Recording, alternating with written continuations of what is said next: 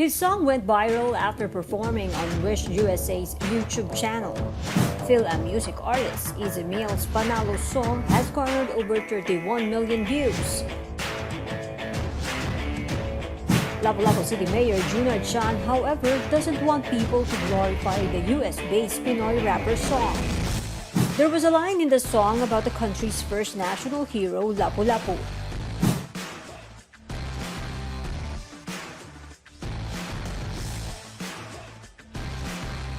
Which the mayor found offensive.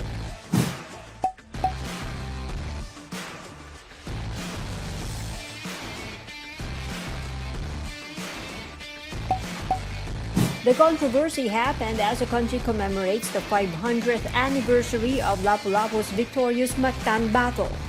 Chan wants the sangguniang panunsod of Lapu Lapu City to declare Ezekiel Miller, the rapper's real name, as persona non grata.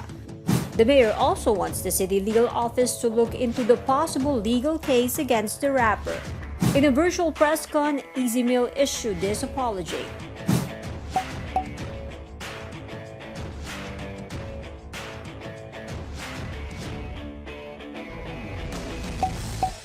The rapper, however, said he has no plans of revising the lyrics of the controversial song.